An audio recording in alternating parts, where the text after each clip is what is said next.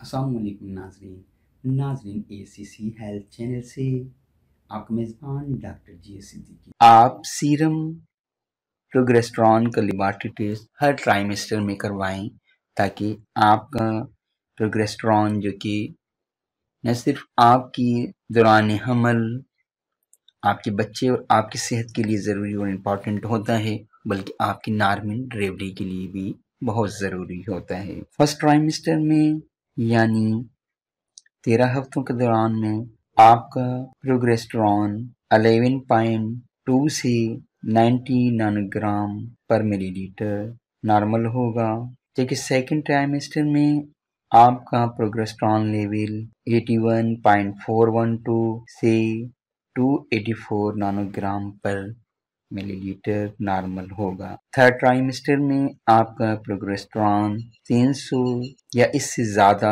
Nanogram पर litre होना चाहिए। अगर आपका प्रोगेस्टेरॉन का लेवल कम हो तो फिर पेचीदगी आ सकती है, नॉर्मल डिलीवरी में परेशानी हो सकती है, आपकी पेल्विक बोन यानी पेड़ों का साइज नहीं बढ़ेगा। लिहाजा छठे माह में इसकी पैमाइश आपने अपनी गायनी या अल्ट्रासाउंड के ज़रिए अल्ट्रासोनोलॉजिस्ट से आपने ज़रूर तस्दीक कर लेनी है।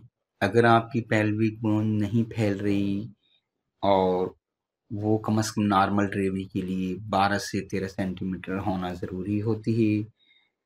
जॉइंट को ढीला करने के लिए, उसे फैलाने के लिए रिलैक्सिंग हार्मोन की ज़रूरत होती है। ये रिलैक्सिंग हार्मोन कार्पस ल्यूटेन आपके एस्ट्रोजन और प्रोगेस्टेरॉन और रिलैक्सिंग हार्मोन को बनाता है, जो कि आपके बच्चे की अच्छी ग्रोथ और नॉर्मल डिलीवरी के लिए ज़रूरी होता है। लिहाजा इसलिए ज़रूरी है कि आप तीनों ट्राइमेस्टर यानी पहले 3 माह में भी अपना प्रोगेस्टेरॉन लेवल चेक कराएं और फिर दूसरे 3 माह यानी छठे महीने के दौरान में भी आपने अपना प्रोगेस्टेरॉन का लेवल चेक कराना है। जबकि अगले यानी आखिरी 3 माह में भी आपने प्रोगेस्टेरॉन का लेवल चेक कराना है, क्योंकि लेक्सिन हार्मोन की कमी की वजह से फिर हड्डी सख्त रह जाती है, वो फैल नहीं पा रही होती।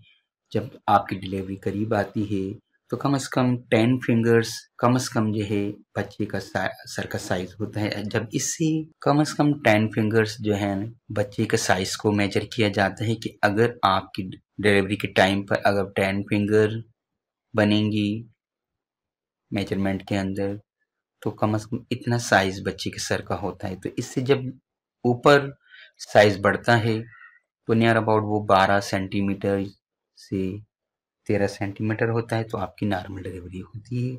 अगर प्रोगेस्टेरॉन का लेवल नहीं बढ़ रहा हो, कमी हो और हड्डी पेल्विक बोन यानी पेड़ों की हड्डी नहीं चौड़ी हो रही हो, तो आपने यही छठे माह से फिर आपने सिमिसिफ्यूगा 200 आयोडीन 200 इस्तेमाल करनी है, ताकि आपकी पेड़ों की हड्डी फैल जाए, पेल्विक बोन फैले और उसमें नरमाहट पैदा हो, ताकि वो नॉर्मल डिलीवरी के लिए अच्छे तरीके से फैल सके। तो आपने सिमिसिफ्यूगा 200 5 कतरे आधे कप पानी में सुबह या रात को 5 कतरे आधे कप पानी में लेना है।